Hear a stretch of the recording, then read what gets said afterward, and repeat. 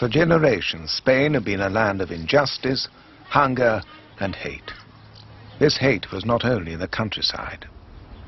In Barcelona, the rising gave the authorities a double problem. The city was the center of a popular anarchist movement, unique in Europe, that denied the principle of government authority of any kind. The anarchists had more than 500,000 supporters all over the country. To them, the army represented all the forces of reactionary Spain. So they took to the streets against the rebels and thus, by coincidence, found themselves in common cause with the loyal forces of law and order for the first time. It was a combination bound to have dramatic consequences.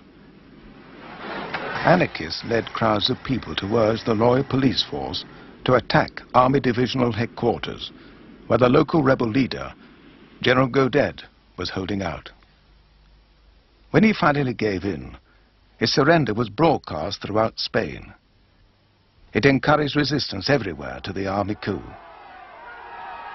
The anarchists stormed the artillery depot.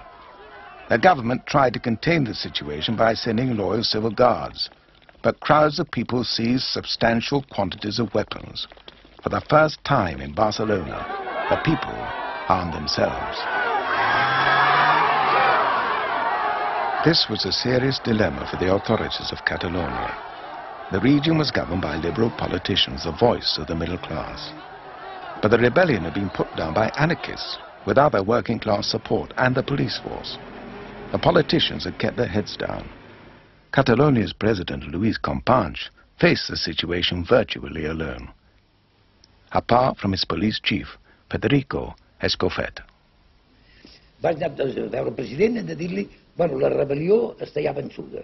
I went to see the president and I said, all right, the rebellion has been put down. There's only the odd patch of local fighting, but of minor importance. And then he said, all right, yes, Escofet, that's fine. But the CNT-FI now rule the streets. The CNT-FI, armed anarchist organizations dominant in the streets, made the government powerless. This was the awful dilemma.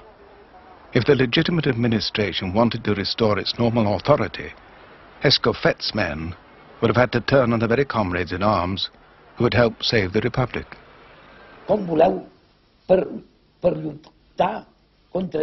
I told the president, how can you hope to fight these people? We'd have to have a fight as fierce as the one we've just had, and we've got so many dead and wounded. Besides, they have fought side by side with those people. How can you ask me to order them to fight against them? I'm quite sure that even if I did, they would not obey me.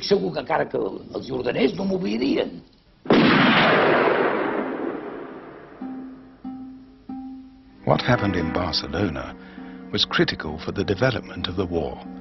The right-wing army rebellion had created a revolutionary fervor of resistance.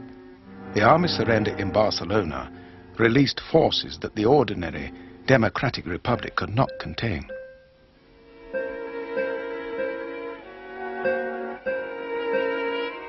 While the rebellion's defeat in Barcelona was the republic's first victory of the war, Madrid, the capital, was in suspense. On the morning of the 19th of July, the new Prime Minister, Hirel, had at last given the order to arm the people. The socialist and anarchist trade unions were issued with 65,000 rifles, but only 5,000 rifles had bolts, and you cannot fire a gun without its bolt. The missing parts were in the Montaña barracks in a dominant, threatening position near the center of Madrid. The commander refused to hand them over, so the barracks were stormed.